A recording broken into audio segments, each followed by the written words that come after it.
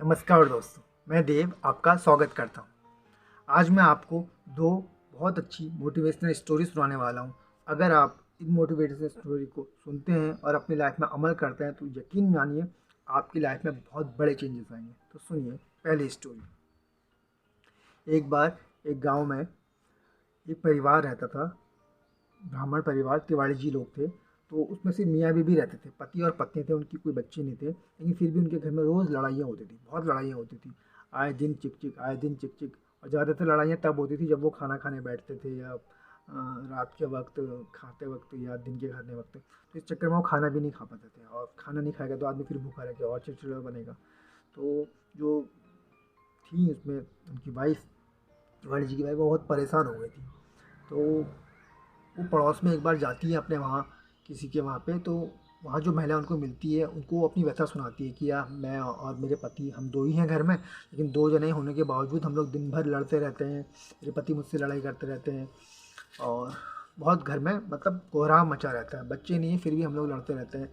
तो कैसे इससे निजात पाएँ, कुछ उपाय है तुम्हारे पास तो बताओ, तुम्हारे घर में तो बड़ी शांति दिखती है हमको। तो जो दूसरी महिला होती है वो बोलती है, मेरे पास दवाई तो है इसकी, अगर तुम चाहो तो मैं तुम्हें दे सकती हूँ, लेकिन जैसे मैं कहूँगी तुमको वैसे ही इस्तेमाल करना पड़ेगा।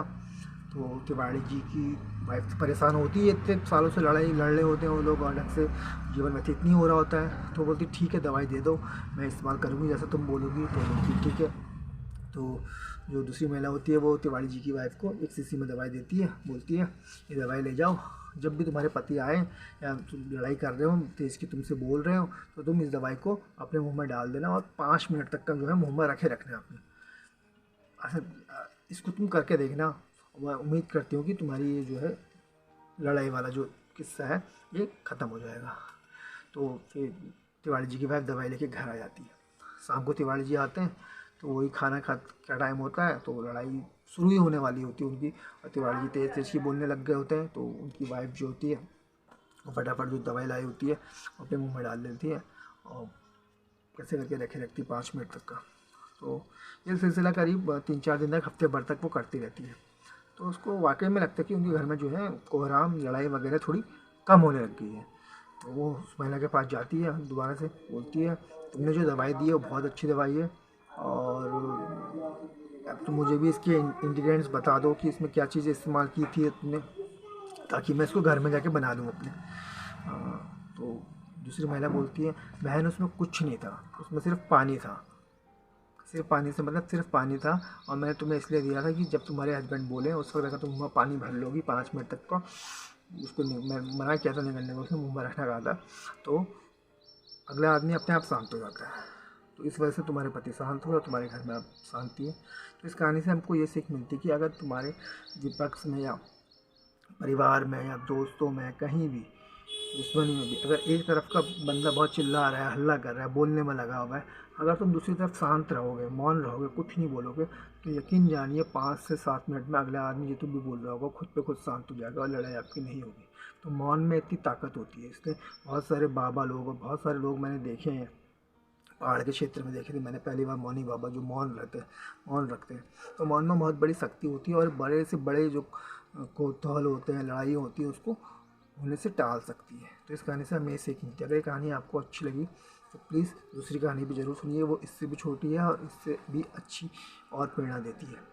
ये कहानी है करीब आज से 700-800 साल पुराने की, 700-800 साल पुराने इसके समय की, जब जो है द्वंद्व युद्ध तो काफ़ी समय से चलते आ रहे हैं, कभी 10 साल से 5,000 साल पहले से चलते आ रहे हैं, लेकिन ये 600 साल पहले भी द्वंद्व युद्ध होता था, जिसमें एक आदमी दूसरे को लड़ाई के लिए ललकारता था कि आओ मेरे साथ लड़ाई करो। जैसे आपने देखा होगा महाभारत रामायण में देखा होगा, जैसे सुग्रीव जाता है और बाली को ललकारता है कि आप मेरे साथ द्वंद्व युद्ध करते। द्वंद्व युद्ध में अगर सामने वाले को ललकारा जाता है और वो लड़ाई के लिए तैयार नहीं होता है, तो वो उसकी प्रतिष्ठा पे सवाल आ जाता है कि ये लड़ाई के लिए नहीं लड़ रहा है, मतलब एक कमज़ोर है, तो एक निकम्मा, मतलब कमजोरी तक का प्रतीक माना जाता है निकम्मा। तो पहले ज़माने में द्वंद्व युद्ध बहुत चलता था।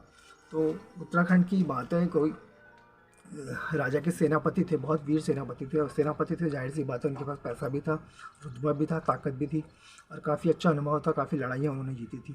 लेकिन उसी इलाके में, जिस राज्य की बात कर रहा हूँ, वहीं पे एक कोई लड़का भी था जिसको कि थोड़ा यंग होता है तो घमंड आता है अपने शरीर पे, उस पर, तो वो सेनापति को द्वंद्व के लिए लड़ता है कि से सेनापति मुझसे द्वंद्व युद्ध करो।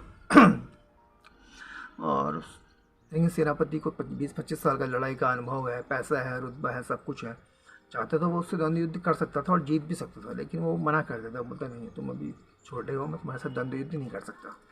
जबकि द्वंद्व युद्ध नहीं सिर्फ करना है, तोहन की बात होती है कि ये निकम्मा है, बुज़दिल है, इसके नहीं लड़ना है, तो सेनापति मना करता है। लेकिन वो होते हैं कुछ लोग दिमागी बुद्धि उल्टी वाले, उसी टाइप का वो लड़का भी असभ्य था, वो ज़बरदस्ती और ललकारता है, लेकिन सेनापति तब भी नहीं मानते। लास्ट में क्या करता है, सेनापति के मुंह में थूक देता है और गालियाँ वालियाँ दे देता है सेनापति को।